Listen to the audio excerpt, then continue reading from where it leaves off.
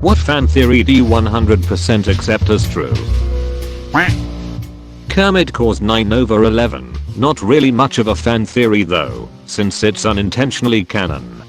Edit. Realize this should be explained. In the 2002 TV film It's a Very Merry Muppet Christmas Movie, there's a part where an angel shows Kermit an alternate reality where he was never born. For whatever reason, the editors didn't really think about it and continued to use footage with the Twin Towers still standing for this scene. However, they aren't there in his original universe.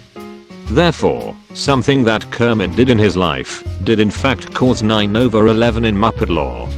Realize this should be explained LMAO. And his parents are in the middle of a divorce when the first Toy Story is taking place. I remember asking my parents why is it just Andy and his mum, and they said well some people live like that. Pixar, rendering is hard, let's just make one parent. We save on voice acting as well. Fans, the father is missing because he's dead. Willy Wonka knew what he was doing. There was no seat for Augustus aboard that boat. He knew Augustus Gloop would fall in there. Oh yeah, this is absolutely true.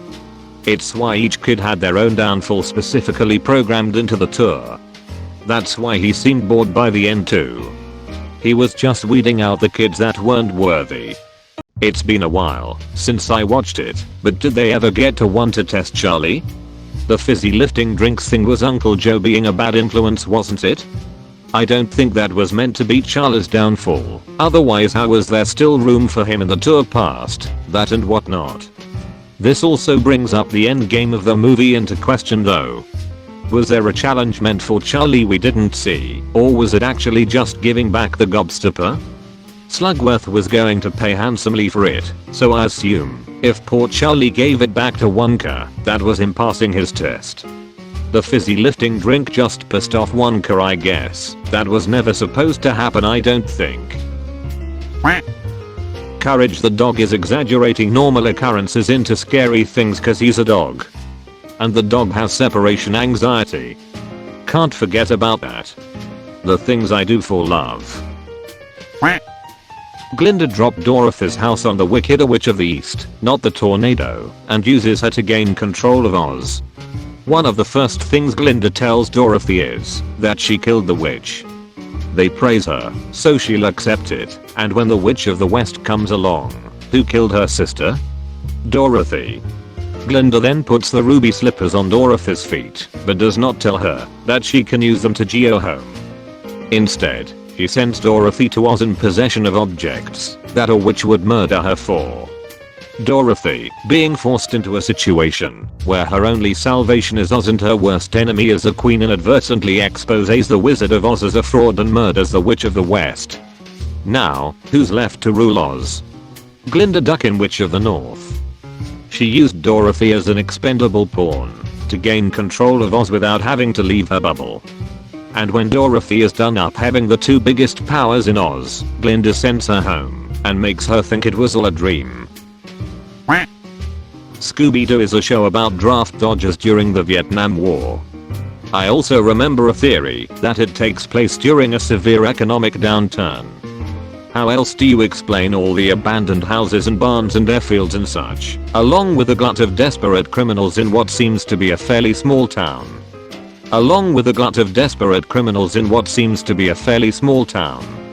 I was under the impression they traveled the country solving mysteries, not that every episode took place in the same general area. Barney from How I Met Your Mother isn't actually as much of a womanizer as Ted says he is. Ted's an unreliable narrator, and Cold presented this image of Barney to his kids either because he was jealous of Barney's relationship with Robin, or because he wants Barney to look unsuitable for her. That way, Ted's kids see Ted and Robin as soulmates. I've heard the theory that Ted put all his one-night stand stories on Barney so he doesn't look bad/manipulative in front of his kids, meaning like 50% of the stories of Barney manipulating women are Ted lying to women to get laid. Interesting. I just find it hard to believe Ted was charming enough to get laid that much, haha. The real world in the Matrix movies is just another layer of the Matrix. designed specifically to appeal to people unwilling to conform to the normal matrix. Humans in this outer matrix have confirmation of their belief that something was wrong and get to indulge in the fantasy of being a heroic freedom fighter against the faceless evil machines, thus choosing to accept this false reality. The anomaly of the one is that he's capable of rejecting both realities, which is the reason why he had powers in the real world. Yeah, did Revolutions ever address this? I thought the cliffhanger ending of Reloaded was meant to reveal that the real world was just another matrix. It was supposed to.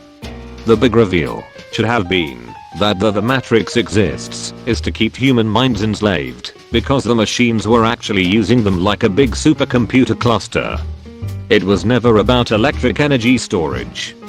Studio execs killed the idea because they thought fans were too dumb to understand it.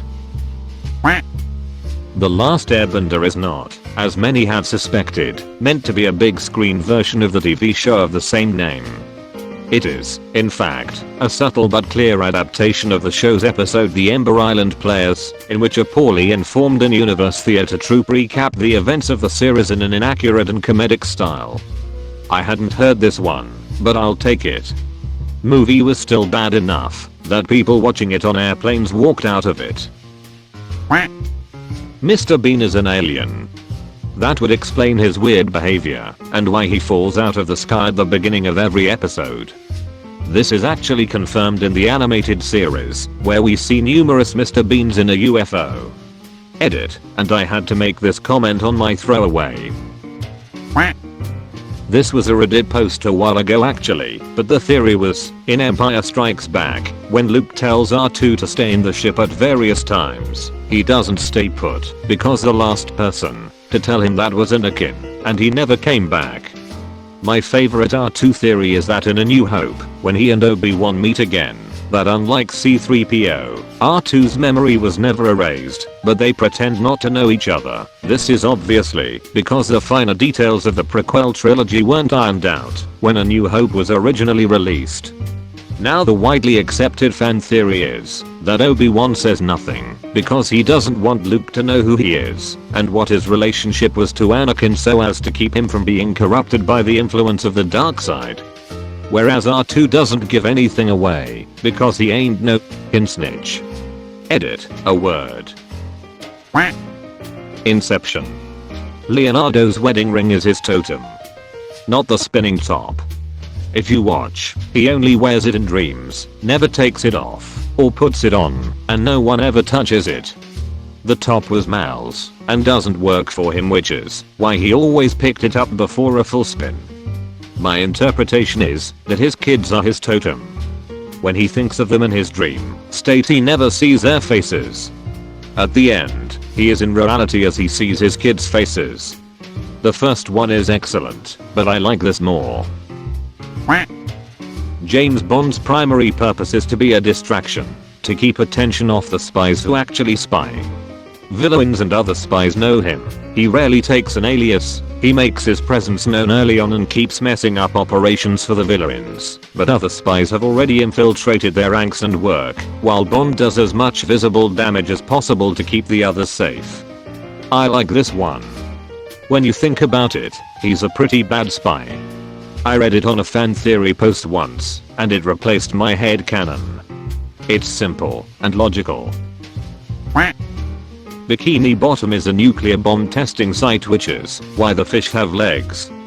Edit, yes, it's Bikini Atoll. Never mind the mushroom clouds every time something falls off screen / in the distance. Edit to add. That's not a fan theory. Bikini Atoll is a real place in the Marshall Islands where the US used to test radioactive weapons. This is a little out there, but hear me out. The year 2015 we see in Back to the Future 2 is what would have happened if not for Chernobyl.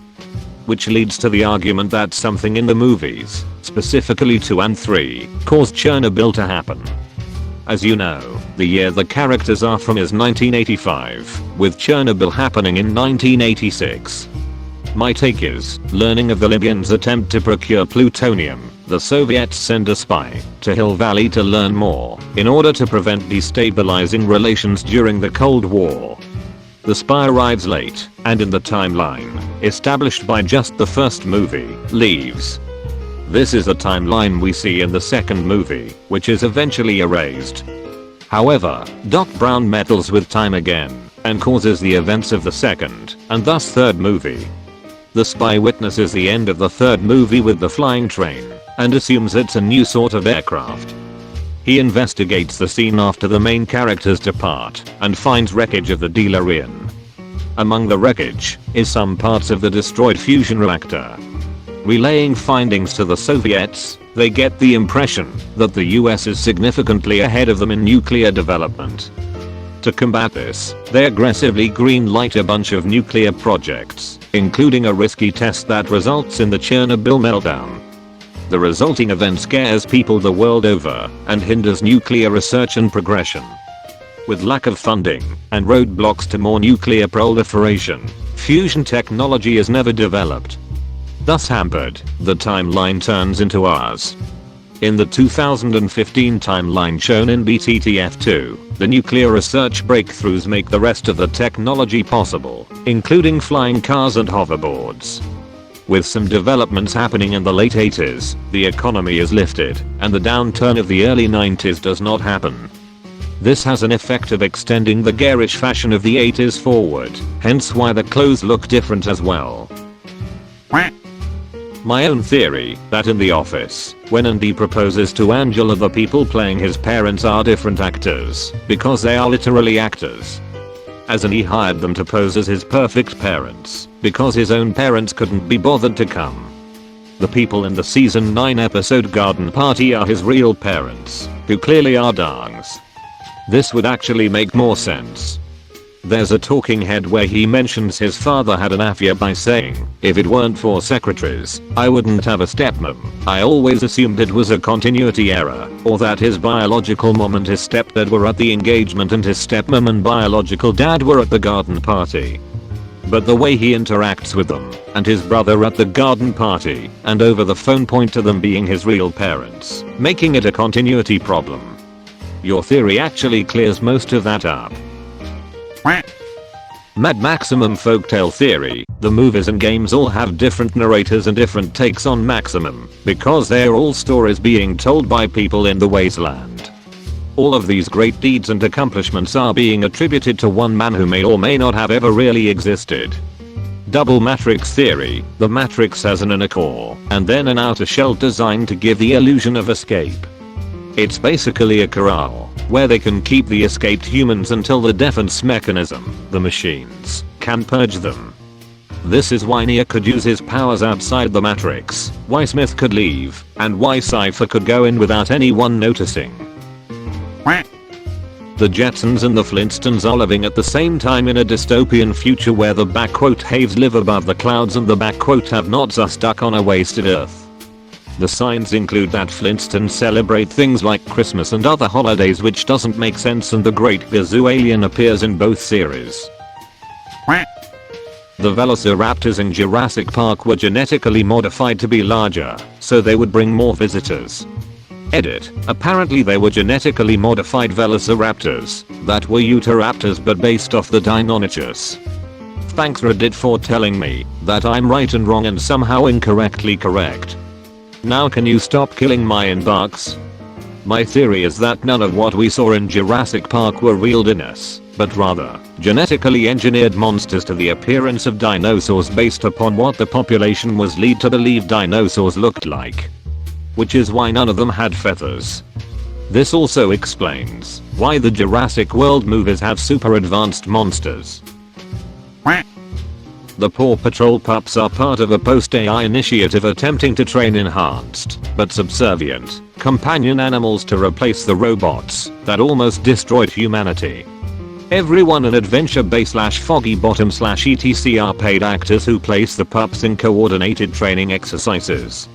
Which is why Mayor Humdina gets away with all his bullshit. Parenthood has melted my brain. As someone who watched way too many episodes of Paw Patrol, I believe it. I mean, how else can they make the graphic designs of plans in such a short notice? Padme died because Darth Sidious used her to save Anakin. Yes, Size died of a broken heart. Don't give me that shit. Padme's a badass lady and I love her. I'm an advanced AI doctor from a advanced galaxy spanning civilization, but I'm afraid she's dying from being very sad, and there's nothing I can do. Apparently, she has nothing to live for, so someone is going to have to take care of her newborn twins. George R.R. Martin is having a difficult time finishing A Song of Ice and Fire because the fans already guessed everything, and he's forcing himself to change up the story. Similar to this one I saw, can't remember where, that George was trying out the ending he had in mind when he gave D&D the notes for the final half of the series. Apparently he gave them a summary of events and they filled in the blanks, and since it was so poorly received he's rewriting large chunks to fit a new ending. Pokédex entries are written by young trainers. When a professor sends a bunch of 10-year-olds out into the world to document Pokemon, of course the research can't be expected to be professional in the least. This is how we end up with the creepy legends of ghost Pokemon that might have been passed around as playground rumors, or impossible facts like Makago being hotter than the actual sun. There's no reason why out of all the Pokemon professors, one of them couldn't have revised their dex information and correct the tidbit about Pidgeot breaking the speed of light or Gardevoir creating black holes or Blaziken's jumping over 30-story buildings. It's likely they leave the kids to their own devices without bothering to fact check, and kids, being kids, are going to exaggerate. Professor Oak just sent kids out on random errands so he could bang their moms. House died in the fire in the final episode. The last 10 minutes, where he rides off into the sunset with his best friend Wilson, are his final hallucination. Edit, change dying dream to final hallucination, as he was hallucinating during the whole episode, and it's more in keeping with the theory. I've always thought the biggest mistake of the finale was when Wilson finds House after the funeral. House should have had crutches, and stood up revealing his leg was gone, and just said apparently, when they find a big enough piece of you left behind in a burning building, they don't ask where the rest of you went. Then after a pause, where they just don't know what to say to each other, House then just says it doesn't hurt anymore. Kevin from The Office is secretly involved in a money laundering scheme. I can't imagine a guy as smart as him saying so dumb otherwise. I think it's a given he is smarter than he leads on and acts dumb on purpose. The episode where Oscar says he makes up a number called Clev and he knows how to cook the books. He is leading on to be so dumb if a audit comes he won't even be a blip, as no one would suspect him.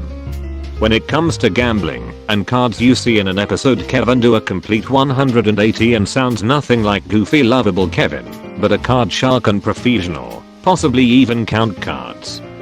He loses his job, but ends up with a nice severance package, but highly doubt it covers the cost to buy a bar. I'm sure he has money from the laundering he has done, and since people think he's dumb he has swindled people or casinos at card games.